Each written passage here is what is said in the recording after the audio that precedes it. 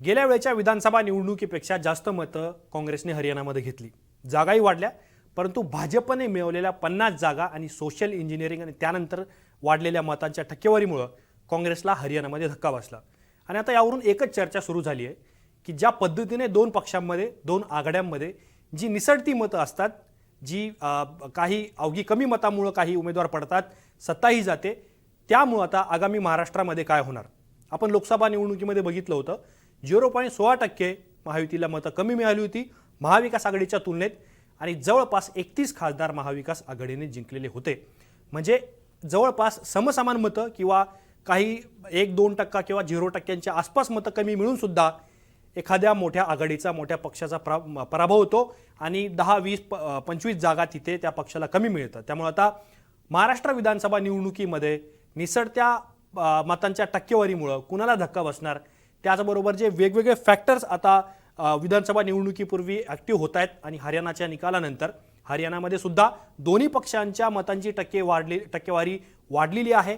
भाजपच्या जागा सुद्धा वाढल्या, काँग्रेसच्या सुद्धा जागा वाढल्या, परंतु सत्ता मात्र भाजपला मिळाली। त्यामुळे महाविकास आघाडी आणि महायुती या दोन आघाड्या म्हणून विधानसभा निवडणुकीला आता महाराष्ट्रामध्ये सामोरं जात आहेत आणि अशा वेळेला विधानसभा निवडणुकीनंतर कशा पद्धतीने फॅक्टर्स बदलतील, निसटती मतं, गेम चेंजर मतं, विजय मिळवून देणारी मतं किंवा काठावरची मतं ही कुणाच्या बाजूने जाणार, कुणाला मिळणार आणि त्यातून निसटती मतं ही कुणाच्या बाजूने झुकणार, या सगळ्या प्रश्नांची उत्तरं आपण पुढच्या काही मिनिटांमध्ये समजून घेणार आहोत।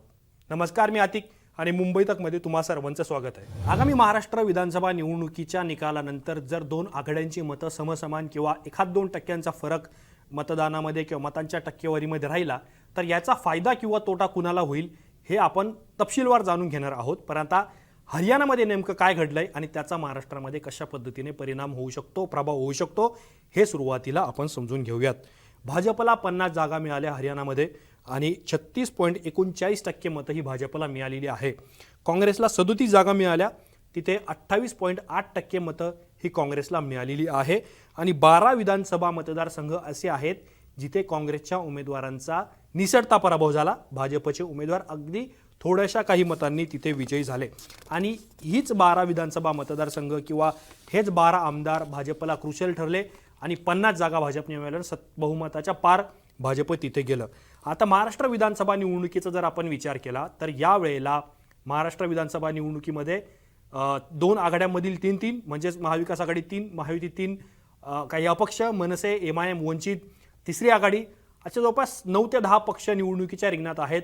हिंदुत्ववादी मतं महायुती किंवा भाजप शिवसेनेची अनेक वर्षांपासून जे मतदार महायुतीला मतदान करतात तो हिंदुत्ववादी एक वर्ग आहे। दुसरीकडे सेक्युलर मतं आहेत, दलित मतदार आहेत, OBC मतदार आहेत आणि मनोज जरांगे पाटील यांच्या रूपाने सुद्धा उदयाला आलेला एक मराठा वोटर आहे।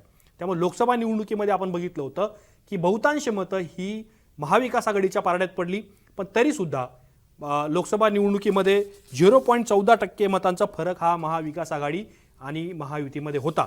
पण आता विधानसभा निवडणूक तोंडावर आहे म्हटलं तर महाविकास आघाडीच्या माध्यमातून सुद्धा अनेक ठिकाणी राजकीय पक्ष प्रभावी उमेदवार देण्याचा प्रयत्न करतात, म्हणजे जिंकेल त्याला उमेदवारी, हेच सूत्र शरद पवार सुद्धा मांडतायत, उद्धव ठाकरे सुद्धा मांडतायत आणि महायुतीतील घटक पक्ष सुद्धा आपल्याला मांडत असल्याचं पाहायला मिळतंय। जास्त उमेदवार असतील या निवडणुकीमध्ये कारण 6 पक्ष आहेत आणि काही प्रादेशिक पक्ष, काही आघाड्या सुद्धा आहेत आणि त्याचबरोबर अपक्ष सुद्धा या निवडणुकीमध्ये महत्त्वाचा रोल प्ले करतील। आता अर्थात तिसरी आघाडी असेल, वंचित असेल, मनोज जरांगेंचा फॅक्टर असेल, MIM असेल किंवा अन्य काही पक्ष असतील जे शेतकरी, शेतमजूर, कष्टकरी किंवा समाजातील मागास घटकांची मतं घेतात, ही मतं प्रामुख्याने महाविकास आघाडीची असल्याचं मानलं जातं। काँग्रेस स्थापनेपासून काँग्रेस हा शोषितांच्या बाजू मांडत असतो आणि जी सेक्युलर मतांची जी आपण गोळाबेरीज नेहमी करतो ती काँग्रेसला मागास घटकातून मिळते। जर प्रकाश आंबेडकरांनी दलितांमधला एक मोठा चंक घेतला तर तिथे महाविकास आघाडीची मतं कमी होऊ शकतात। दुसरीकडे राज ठाकरे हे सुद्धा विधानसभा निवडणूक लढतायत आणि राज ठाकरेंनी जर निवडणूक लढवली, जर त्यांना चांगली मतं मिळाली तर ते महायुतीच्या मतांच्या टक्केवारीमध्ये हिस्सा मोठा ते आपल्याकडे घेऊ शकतात। त्याच्यामुळं जी मतांची वाटणी होणार आहे यामध्ये महाविकास आघाडीला धोका आहेतच, पण दुसरीकडे महायुतीला सुद्धा धोका असल्याचं आपल्याला पाहायला मिळतं। लोकसभा निवडणुकीमध्ये आपण बघितलं होतं बुलढाणा असेल, उत्तर पश्चिमची जागा असेल, अकोला असेल किंवा हातकणंगले असेल, या ठिकाणी मतविभाजनाचा फायदा हा महायुतीला झालेला होता। महाविकास आघाडीला जो तिसरा चौथा उमेदवार त्या निवडणुकीमध्ये उभा राहिला, आघाडीचे मतं खाल्ली गेली आणि तिथे काँग्रेस किंवा शिवसेनेचा किंवा राष्ट्रवादी शरद पवार गटाचा उमेदवार आपल्याला पराभूत झाल्याचं पाहायला मिळालेलं होतं। काही कमी मतदान जरी आघाडीच्या तुलनेत मिळालेलं असलं तरी सुद्धा भाजपने मतांच्या टक्केवारीमध्ये मोठी मजल मारलेली होती। आपण महायुतीच्या मतांची टक्केवारी जर बघितली लोकसभेची तर तिथे 43.55% मतं ही राष्ट्रवादी अजित पवार गट, शिवसेना शिंदे गट आणि भाजप या 3 पक्षांना मिळालेली होती आणि 43.71% मतं ही महाविकास आघाडी म्हणजे शिवसेना उद्धव ठाकरे गट, राष्ट्रवादी शरद पवार गट आणि काँग्रेस या 3 पक्षांना मिळालेली होती। 0.16% मतांचा फरक या 2 आघाड्यांमध्ये होता आणि महाविकास आघाडीला 31 तर महायुतीला 17 जागा मिळालेल्या होत्या। त्याच्यामुळं मतांची जी निसटता जो टक्का आहे, कमी मतांचं जेवढं विभाजन होईल, जेवढं डिवायडेशन होईल, त्यामुळे सुद्धा राजकीय पक्षांचं आणि दोन्ही आघाड्यांचं सुद्धा टेन्शन वाढलेलं आहे।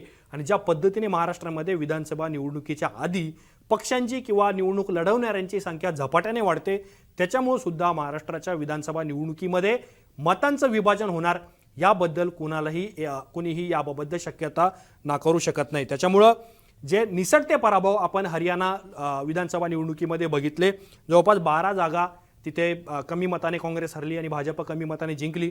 त्याच्यामुळं महाराष्ट्रामध्ये 288 मतदारसंघ आहे आणि या महाराष्ट्रामध्ये सुद्धा काही जागा निसटत्या मताने म्हणजे आपण मागच्या निवडणुकीमध्ये जर बघितलं तर दौंडची जागा जिथे जवळपास 900,000 मतांनी तिथे भाजपचा उमेदवार जिंकलेला होता।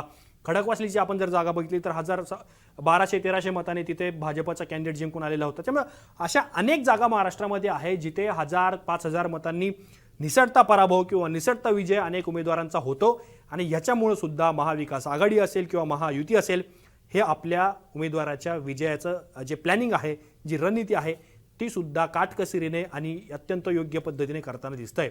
हरियाणाचे निकाल, त्यानंतरची मतांची टक्केवारी, त्याचा फरक जरी असला तरी जागांमध्ये झालेलं मागे पुढे, कुणाला जास्त जागा कुणाला कमी जागा, आणि याचा परिणाम आगामी विधानसभा महाराष्ट्रामध्ये तुम्हाला पाहायला मिळेल का, याबाबत तुमचं काय आकलन आहे हे आम्हाला कमेंट बॉक्समध्ये नक्की कळवा। मुंबई तकचे आणखी काही व्हिडिओ आम्ही याच्यावरती केलेले आहे। हरियाणाची निवडणूक, त्याचे निकाल आणि त्याचे महाराष्ट्रावरती काय परिणाम होतील याच्याबाबत सुद्धा आम्ही वेगवेगळ्या अँगल्सने व्हिडिओ केलेले आहेत। त्याबद्दल तुमचं काय मत आहे हे आम्हाला कमेंट बॉक्समध्ये नक्की कळवा। असेच माहितीपूर्ण व्हिडिओ पाहण्यासाठी मुंबई तकच्या यूट्यूब चॅनलला सबस्क्राईब करायला विसरू नका।